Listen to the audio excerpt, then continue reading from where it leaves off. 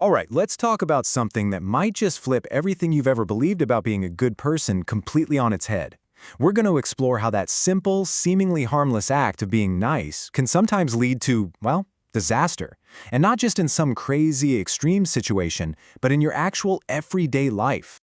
So, I want you to imagine this. Really put yourself there. You are deep behind enemy lines. The entire mission and the lives of your team are resting squarely on your shoulders. And then, out of nowhere, you're hit with an absolutely impossible choice that involves one innocent kid. What do? The stakes here are just astronomical. This isn't just any mission. This is the culmination of years of work. If you pull this off, you could save thousands of lives. But if you fail, the consequences are just unthinkable. And here is the gut-wrenching dilemma. The kid means no harm, obviously. But if they just do what any kid would do, run back to the village, your whole team could be ambushed, wiped out. And the mission, the one that holds the key to saving all those other lives, would be over. Instantly. When this very question was put to a real-life Special Forces officer, a Colonel Kaushal Kashyap, his answer was immediate, and it was brutal. It's a shocking thing to hear, isn't it? It goes against every moral fiber we have about protecting the innocent. But you have to understand the cold, hard logic behind it. Let's just break down this brutal calculation for a second. It really comes down to a hierarchy of duties. First, the immediate survival of your team. That's paramount. Second, the success of a mission that could save thousands. In a situation like that, a single moment of niceness isn't a virtue. It's a catastrophic liability. Your identity literally shifts. You're no longer just a person, you're an instrument, a weapon for your country. Okay, that was an intense military scenario. Let's shift gears a bit. We're going to take that very same principle, this idea of duty over immediate kindness, and put it into a completely different, but just as revealing context. So now imagine your job is simple, but it is absolutely critical. You are the sole guardian of a lighthouse. You have one purpose and one purpose only. Keep that light burning. Because out there in the storm, hundreds of lives on dozens of ships are depending on you to keep them from smashing into the rocks. And here is how it all goes wrong. This is the chain reaction of being nice. It starts with a desperate plea. A woman, her child is sick. She just needs a little oil. Your heart goes out to her, and you do what feels right in that moment. You give her some. Then it happens again. Another woman, hungry kids. Each small act of kindness feels good, feels right, but you're slowly, bit by bit, compromising your primary duty. And the final consequence? It's devastating.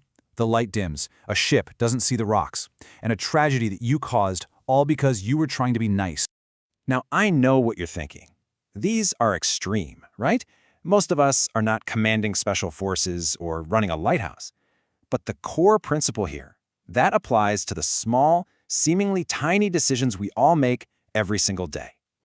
And this is where it really gets personal. Giving away lighthouse oil versus having one dessert. I know, they seem worlds apart, but the underlying pattern is exactly the same. It's that small compromise, that tiny little break in your own rules, usually to be nice to someone else, or even just to yourself. But over time, all those little compromises can lead to a total shipwreck in your own life, poor health, goals you never reach, and a loss of your own self-respect. This is what we're talking about. It's the butterfly effect of people-pleasing.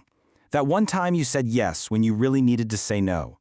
That favor you did that derailed your entire week. Each one seems like a tiny, insignificant flap of a butterfly's wings, right? But you put enough of them together, and you can create a hurricane in your own life. So this brings up a huge question. When you look at the people who are operating at the absolute highest levels of achievement, the people who are literally changing the world, do you see nice people? Let's take a look at a pretty famous case study. Let's talk about Elon Musk for a second. The man is a force of nature, no doubt, pushing humanity forward on so many fronts. But he is also famous for a relentless, demanding, and, well, decidedly not nice way of doing things. And to be crystal clear, we're not here to praise him or to criticize him. The goal is just to understand the kind of single-minded focus that seems to be required for that kind of world-changing impact. And you hear these stories from former employees that just paint a really clear picture. One guy was asked to come into the office while his wife was in labor with their first kid. Another top executive worked so much that her own toddler started calling her dad. For Musk, the mission, whether it's getting to Mars or building electric cars, it trumps everything. Personal feelings, comfort, even huge life events, they all take a backseat.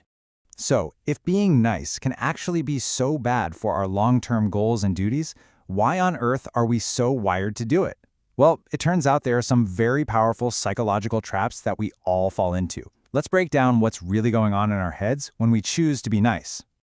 Okay, so what are these traps? First, there's the covert contract. This is the secret deal we make in our heads that says, hey, if I'm nice to you, you have to be nice to me, and you have to respect me. But the problem is, it usually backfires. When you abandon your own boundaries, you often lose respect, not gain it. Then there's approval seeking. This is when your self-worth is totally tangled up in what other people think of you. You become a yes man, and your own life and goals just fall into chaos. And finally, the really ironic one, misinterpretation. Sometimes being overly nice actually makes people suspicious. They think you have some hidden motive. It just doesn't build real trust. So, all of this, it leads us to the single most important point of this whole conversation. It's a fundamental shift in how we need to think about our goals and how we deal with other people. And here it is, the big takeaway. There is a massive, massive difference between being liked and being respected. Being liked is fleeting. It's often just about telling people what they want to hear. But being respected, that's earned. That's built. It comes from doing what you said you would do, from having discipline, and from sticking to your principles, even when it's really, really hard. This quote just brings it all home, doesn't it? Think about anyone who's ever achieved something really difficult, passing a hard exam, building a business, running a marathon. During that grind, their focus wasn't on being nice and available to everyone all the time. It was on their duty to their goal. They had to say no to distractions. That's how they earned their success, and ultimately, that's how they earned our respect. So, the question I'll leave you with is this. Take a good, hard look at your own life. The small compromises, the big decisions. Are you playing the short game? Are you just chasing that quick hit of approval? Or are you building a life on the solid foundation of long-term respect, both from others and, more importantly, from yourself? The choice, as always, is yours.